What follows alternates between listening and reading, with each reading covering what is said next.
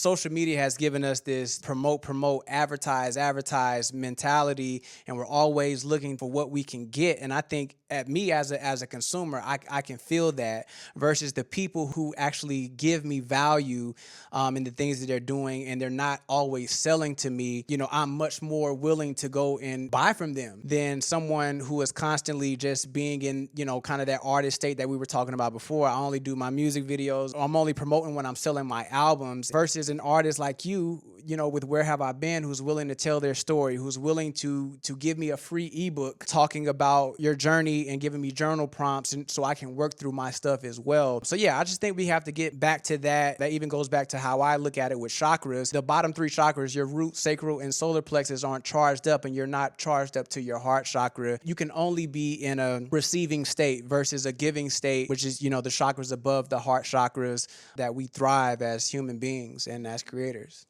So yeah, I really hope we can get there as a society, as creators, to really focus on what we can give. That's where we are when we're in those depressive states, when we do wake up mad, to kick it back to Money and her husband. So I hope, I think his name is Rayshawn. I hope he does get that opportunity to heal. That's what it seems like, needs to happen, so he can give back to his family. Yeah, no, that's beautiful. Honestly, though, I think for some people it's difficult to heal in partnership. And, that's not the case for everyone, but it is difficult sometimes. Sometimes you need to be alone, or you need to have that event that becomes the catalyst for your change, and unfortunately, sometimes it takes that for us to get to that space instead of being able to learn from the mistakes of others. Yeah.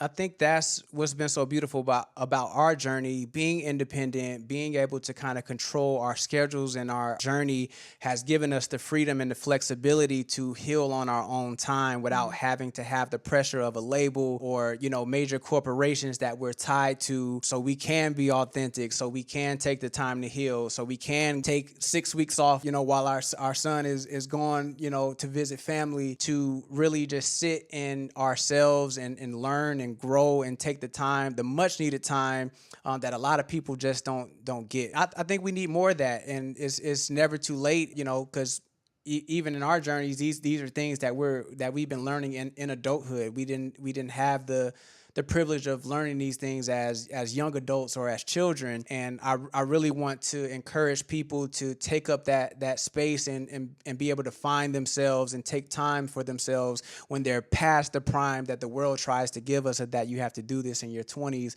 or do this in your 30s, and that the people in their late 40s and 50s, 60s and on up can do that as well, and start their journey of reaching their dreams and their goals. And that's a big part of why we started Let There Be Art as well, is to be able to give back to people. They aren't the youngest in the world, and they don't have to be, and that should still be beautiful. That should still be valued. They should still be lovable and wanting to connect with them. And I just don't like the youth obsession that our world has given us. Yeah, no, I mean, especially for women, I can totally relate to that sentiment about this a lot offline, but there's a pressure to stay young, especially in our industry. The beauty industry is a multi-billion-dollar industry that's constantly playing up the insecurities of women and creating insecurities that shouldn't be there. I can't remember what we were looking at, but